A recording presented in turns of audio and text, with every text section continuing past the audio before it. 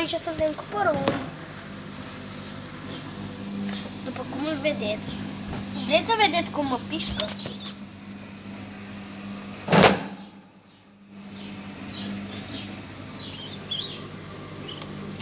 El vrea să mă piște.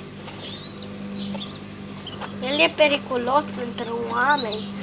Bine, nu e periculos. L-am prins! Mă mai piști? Mă mai piști? Ui, dă du-te în aripi. Au, uitați. Uitați-l pe porumb. El întinde ciocul ca să-mi piște. O să încerc să-l scot.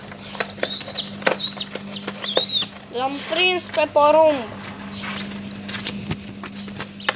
Bă, porumbule. L-am scos pe porumb.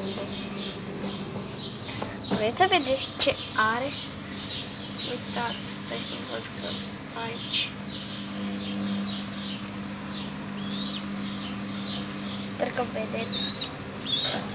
Alo, porumbul este aici și dă din aripi cum dă el de obicei.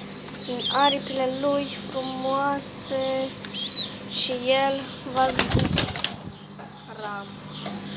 Uitați ce este acolo. Nu vreți să vedeți. Și vreți să vedeți cum îl pișcă pe porumb. L-am prins. Bine, pa, pa! A, da, am uitat. Le urez la mulți ani la toți oameni care îi cheamă Constantin și Elena. Pa, pa!